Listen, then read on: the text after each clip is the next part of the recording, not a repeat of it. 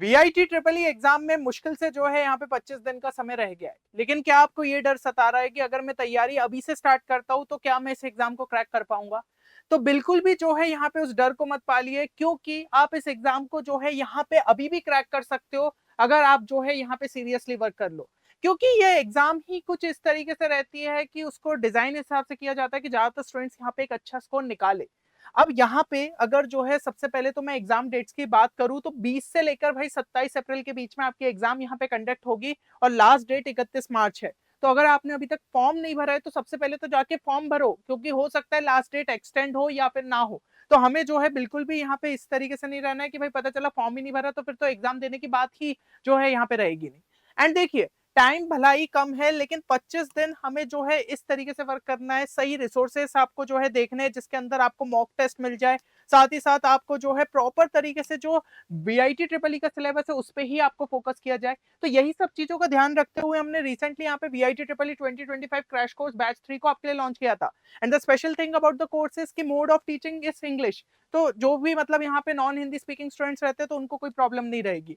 और आपको क्या क्या चीजें मिल जाती है, तो हाई क्वालिटी पहले तो वीडियो लेक्चर्स मिल जाते हैं आपको सभी सब्जेक्ट्स के लिए, ठीक है ना। एक्सक्लूसिव क्वेश्चन बैंक आपको यहाँ पे देखने को मिल जाता है, शॉर्ट नोट्स यहाँ पे देखने को मिल जाते हैं, और 10 जो है फुल लेंथ आपके यहाँ पे मॉक टेस्ट भी इस कोर्स के अंदर है। एंड साथ ही साथ यहाँ पे एक्सक्लूसिव शॉर्ट ट्रिक्स कवर करी गई है, जिससे भाई आपकी स्पीड बहुत अच्छी बूस्ट हो सकती है। और स्पेशल फोकस यहाँ पे एप्टीट्यूड और इंग्लिश पे भी रखा गया है, क्योंकि वो सेक्शन आपको जो है इस कोर्स के अंदर देखने को मिलता है। तो फिर देर किस बात की है, फटाफट जो है आप इस कोर्स में एनरोल करिए और वीआईटी ट्रिपल ई में अपने स्कोर को एक अच्छा खासा बूस्ट दीजिए।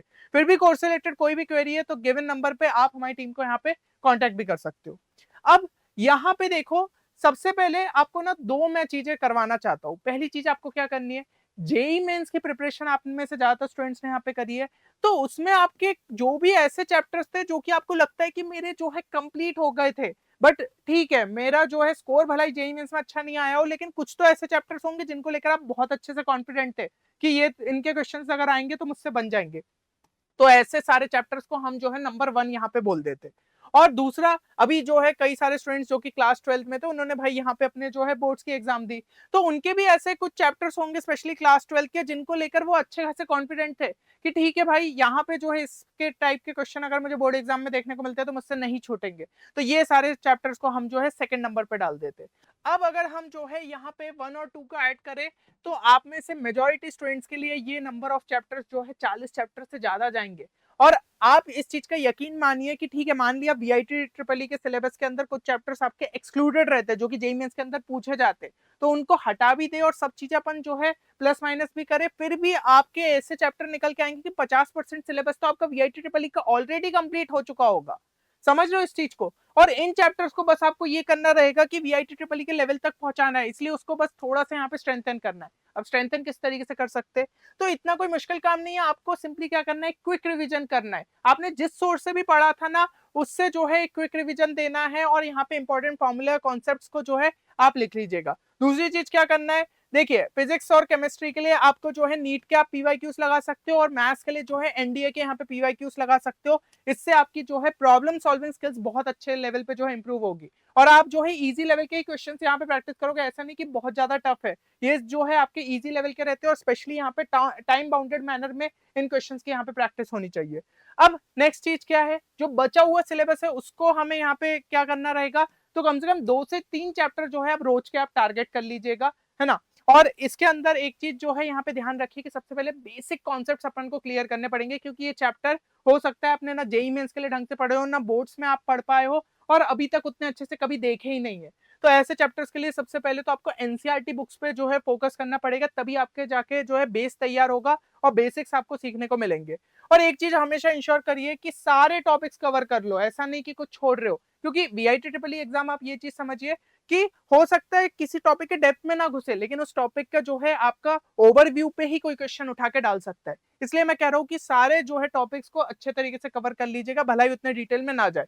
एनसीईआरटी क्लास 11th और 12th दोनों पे ही फोकस करना रहेगा, क्योंकि आप मान के चलो 11th का भला ही वेटेज कम रहता है, 12th का थोड़ा सा ज्यादा देखने को मिलता है, पर इंपॉर्टेंट दोनों ही है। हाँ, फिजिक्स के अंदर तो ये रहता है कि भाई मेजोरिटी क्लास 12 का ही वेटेज रहता है, बट केमिस्ट्री और मैथ्स के लिए आपको सब चीजें देखने को मिलती है, इसलिए इस हिसाब से हमारा जो है परसेंटेज यहाँ पे निकाल के आता है। और इसके अलावा क्या करना है, इसके बाद आप जो है अपनी क्वेश्चन सॉल्विंग पे यहाँ पे फोकस कर लो। यहाँ पे प्रायोरिटी 1 ये रख सकते हो, एनसीईआरटी एग्जाम्पलर के जो है अपने प्रॉब्लम्स लगाए, प्रायोरिटी 2 मतलब जब ये कंप्लीट हो जाए तो फिर से वही चीज नीट और एनडीए के क्वेश्चन लगाए। नीट जो है पीसी के लिए आपने उठा लिया, मतलब फिजिक्स केमिस्ट्री, और मैथ्स के लिए जो है एनडीए के क्वेश्चन यहाँ पे लगा लिए। तो इस तरीके से आप ये चीजें कर सकते हो। इसके अलावा क्या चीजों का ध्यान रखना है, तो देखिए इसके अलावा आपको जो है अपनी स्पीड और एक्यूरेसी की स्किल्स पे काफी ज्यादा वर्क करने की जरूरत है। क्योंकि भाई देखिए ना यार, 125 क्वेश्चन 150 मिनट के अंदर ही करना है, तो स्पीड तो बहुत अच्छी होनी चाहिए। तो जब भी आप यहाँ पे अपने प्रिपरेशन कर रहे हो, आपको हमेशा प्रॉब्लम सॉल्व करते हुए अपनी स्पीड पे फोकस करना पड़ेगा। मुझे कितना टाइम लग रहा है, मैं किस तरीके से टाइम सेव कर सकता था, क्या इस क्वेश्चन में कोई अल्टरनेटिव अप्रोच पॉसिबल था, ये हर एक चीज के बारे में आप सोचिएगा और अपनी स्किल्स को एनहांस करिएगा। आपको जो है अपनी एनालिटिकल स्किल्स को बढ़ाना पड़ेगा कि आप जो है फॉर्मूला कितने अच्छे से जो है एकदम से आपको दिमाग में रहता है, क्या चीज ऐसी थी कि भाई वो आपको क्वेश्चन में जो है ज्यादा टाइम लग गया, ये हर एक चीज को आपको अच्छे तरीके से एनालाइज करना पड़ेगा। कॉन्सेप्ट्स आपके स्ट्रांग थे कि नहीं उस क्वेश्चन को सॉल्व करने लायक, ये चीजों पे थोड़ा सा वर्क करिए और 100% स्ट्राइक रेट पे वर्क करिए। आप जब भी यहाँ पे क्वेश्चंस कर रहे हो, मुझसे सारे क्वेश्चंस यहाँ पे बनने चाहिए, क्योंकि देखिए इसके अंदर आपकी कोई नेगेटिव मार्किंग नहीं है, तो आपको वैसे भी सारे क्वेश्चन करना है, बट एक्यूरेसी भी अच्छी रहनी चाहिए कि ज्यादातर हमारे करेक्ट रहे। ये चीज पे भी हमें फोकस करना पड़ेगा। तो स्पीड और एक्यूरेसी दोनों ही बहुत ज्यादा इंपॉर्टेंट है यहाँ पे वीआईटी ट्रिपल ई एग्जाम को क्रैक करने के लिए। ये चीज का यहाँ पे ध्यान रखिएगा। और अगली इंपॉर्टेंट चीज ये है कि मॉक टेस्ट हर अब 2 से 3 दिन के अंदर आपको देना ही पड़ेगा। अब आप ये सोचो कि भाई मेरा तो सिलेबस रह गया है और मैं जो है कैसे मॉक टेस्ट दूं, नहीं, आपको रेगुलर इंटरवल पे देना पड़ेगा, क्योंकि बिना मॉक टेस्ट दिए आप जो है कभी अपनी स्ट्रेंथ और वीकनेसेस समझ ही नहीं पाओगे। अब क्या जो है आप सोच रहे हो कि भाई मैं आप जेईई मेंस का सेकंड अटेम्प्ट हो जाऊं तो उसके बाद दूंगा, टाइम बहुत कम रह जाएगा। इसलिए अभी से ही कह रहा हूँ कि 2 से 3 दिन में दो, जितने चैप्टर्स होते जा रहे हैं अच्छा है, ठीक है, और थोड़ी चीजें सीखते जाओगे हर मॉक टेस्ट में कि कहाँ गलती हो रही है, उसको आप लगातार जो है इंप्रूव कर लोगे। तो एक और आपको जो है फायदा ये रहेगा कि आपको एग्जाम पैटर्न और अच्छे से क्लियर होगा। अभी क्या है, जेईई मेंस के हम फेस में रहते हैं कि 75 क्वेश्चन करना है आपके 180 मिनट में। अब पता चलता है भैया क्वेश्चन भी जो है आपके यहाँ पे सॉरी बढ़ गए, 130 क्वेश्चन हो गए और टाइम भी जो है यहाँ पे कम हो गया है ना, आपके जो है यहाँ पे सिर्फ 150 मिनट रह गए।